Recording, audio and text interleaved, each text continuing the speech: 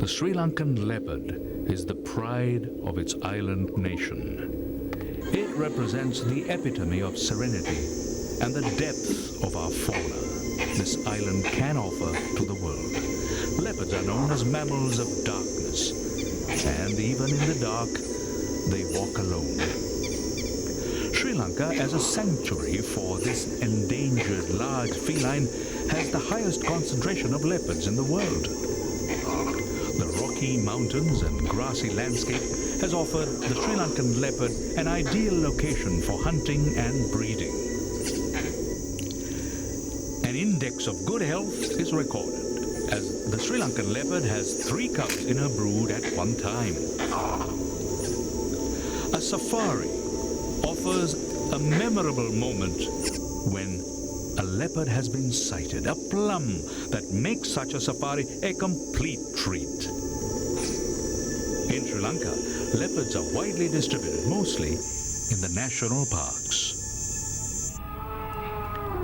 In the year 1800, Sri Lanka has reported nearly 20,000 elephants, and this number has been reduced to 12,000 in the year 1900, and further reduced to 6,000 by the year 1940. It was sad to note the killing of elephants was considered a sport by the colonial hunters, and it has been reported that elephants were killed in their thousands by individuals for the sake of sport. Now Sri Lanka has an elephant population of nearly 4,000. The elephant, who has been the pride of Sri Lanka during ancient times and considered a national heritage, has now to be treated like an orphaned child and is considered an endangered animal.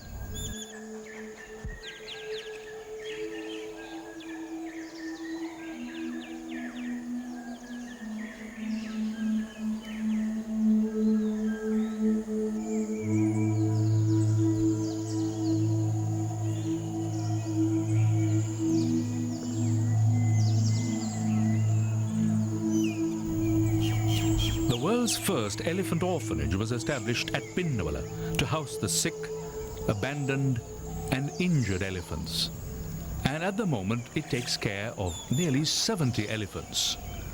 This is one of the major tourist attractions in Sri Lanka. According to archaeological findings, and as confirmed by Professor Kennedy at Cornell University in the United States, Balangoda man lived approximately 30,000 years ago. During recent times, 4 major cave habitation sites have been excavated in this island. Batadombalena cave at Kuruwita is 28,500 years old. The Belilena cave at Kitulgala is 27,200 years old. Alulena cave at Kagalla is 10,350 years old. Patringala cave at Bulatsinhala is 34,000 years old and supposed to be the largest natural cave in Asia.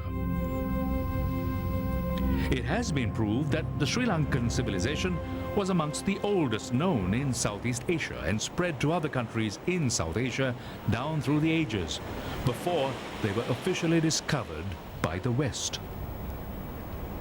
According to recent excavations at Anuradhapura, it is evident that there were agricultural settlements in the dry zone from 900 BC, and a cemetery at Ibbankatwa was in use as early as 700 BC. Sri Lanka also has a proud record of maintaining written records from the 3rd century BC, mainly on ola leaves. A monk named Mahanama in Anuradhapura wrote the great chronicle known as the Mahavamsa in the 5th century AD.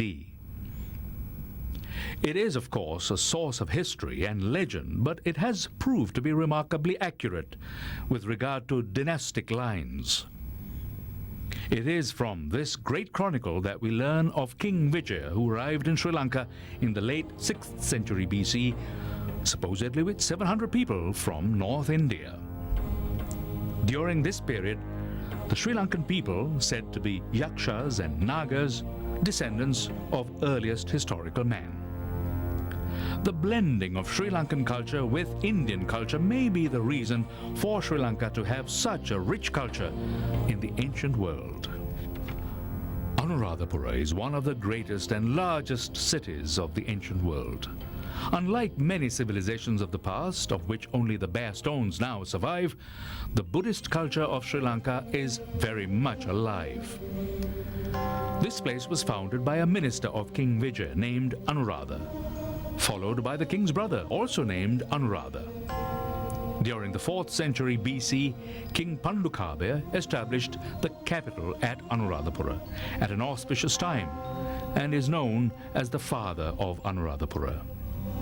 He is also recorded as having established a palace and buildings and shrines and hospitals. He allotted a ground to be used as a cemetery, employed 150 undertakers, 500 street cleaners, and 200 sewerage workers, which gives us some idea of the population that lived in that town. In the 3rd century BC, during the reign of King Devanampiyathissa, Anuradhapura was transformed with the advent of Buddhism. The greatest gift provided by India to its neighbor Sri Lanka. It was Emperor Ashoka, who ruled India, who sent his son Mahinda with the message of the Buddha to King Devanampiyathissa, who was out hunting and met Arahant Mahinda on top of a rock named Mihintale, 8 miles east of Anuradhapura on a Poson full moon day, where the king immediately was converted to Buddhism.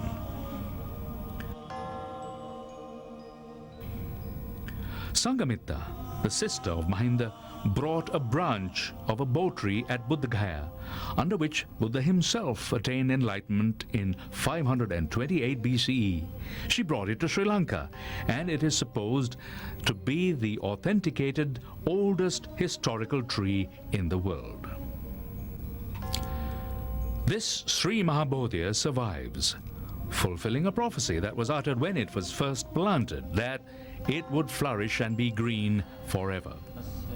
This sacred tree, which is called Ficus religiosa by botanists, will survive till the next Buddha arrives, according to the prophecy. The survival of the original Bodhi tree at Anuradhapura symbolizes the survival of the teachings and the faith of the Buddha through the ages in Sri Lanka. In the year 161 BC, King Duttugamanu became the king of Anuradhapura and became the greatest builder of that city. First, he built a dagaba called Mirisavatya, followed by the brazen palace for the monks of the Mahaviharaya. This is supposed to be one of the first high-rise buildings in the world, with 9 floors and 1,000 rooms. It had a roof of copper tiles, and in the center a pavilion with gems, pearls, and gold. According to statistics, nearly 300,000 gold bars had been used to construct the pavilion. Tragically, this splendid structure, which was of wood, was burnt. The present ground floor of 1,600 stone pillars bears witness to its former grandeur.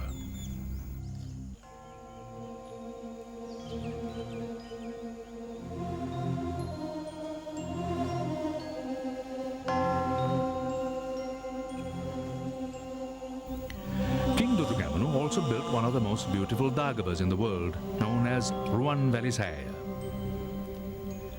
The chronicle tells us that the king selected the architect from among 500 submitted tenders, and work commenced on a full moon day of May 144 BC. It was reported nearly 70 million bricks were used to construct this masterpiece.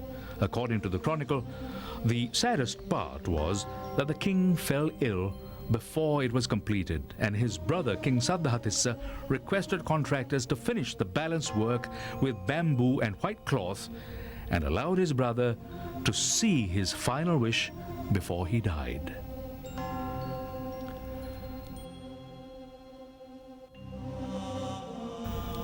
The Jetavanaramaya, the largest stupa in Anuradhapura and in the ancient world at that time, was built by King Mahasena in the 3rd century AD.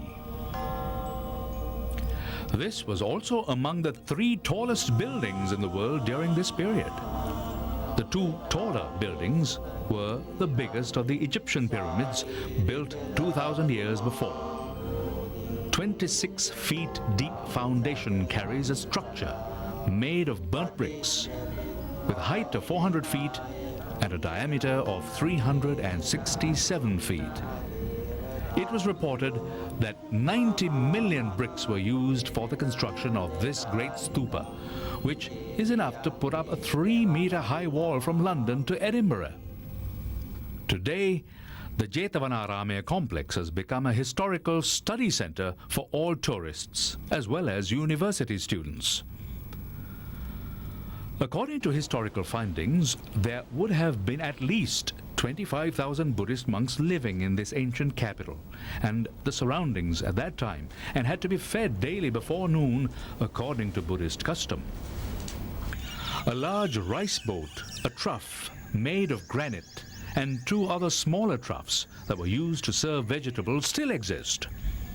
Buffet arrangements in star-class hotels may have originated from the Jetavanaramaya complex. Another finding indicates that there were libraries in this complex for Buddhist monks to use as reference. Abhayagiri was built by King Vattagamani in the year 88 BC.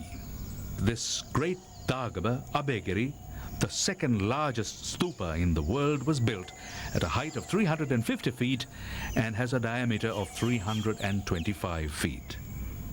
It was reported more than 5,000 Buddhist monks lived in Abhayagiri Vihara during the ancient times. Sri Lanka had the most beautiful works of art in Anuradhapura more than 2,000 years ago. Isurumuniya, found by King Devanampiyatissa in the 3rd century BC, is the repository of fine sculpture, which are not of a religious nature.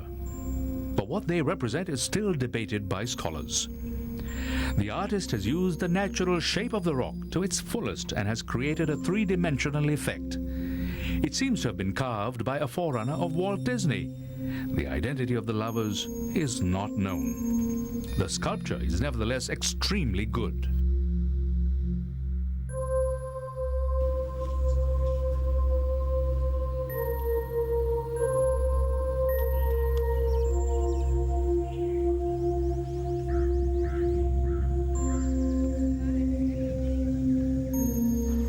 The twin ponds are a magnificent example of landscape architecture of large scale. The Samadhi Buddha statue is 8 feet in height and is made of granite. It is one of the best pieces of sculpture. Samadhi is the state of deep meditation, and the Lord Buddha is represented in this position after his attaining enlightenment. This, perhaps, is the world's best Buddha statue so far discovered. The unsophisticated simplicity, its calm strength, and the fortitude characterize the face of the Buddha's image. The majestic seriousness of the face commands awe and respect. It has had great appeal for many a visitor, far more than any other Buddha image anywhere in the world. The great Indian leader Pandit Jawaharlal Nehru, in his autobiography, says, "The strong, calm features of the Buddha statue soothed me and gave me strength and helped me to overcome many a period of depression in Dehradun jail." What may be called a wonder of the ancient world is the tall, erect statue of Buddha at Aukkana, another architectural marvel of the ancient Sri Lankans. The rock-cut statue, which stands 39 feet above its decorated lotus plinth and 10 feet across at the shoulders, belongs to the period of King Dhatusena in the 5th century AD. It has been very well preserved over the years and is a joy for anyone to see and appreciate.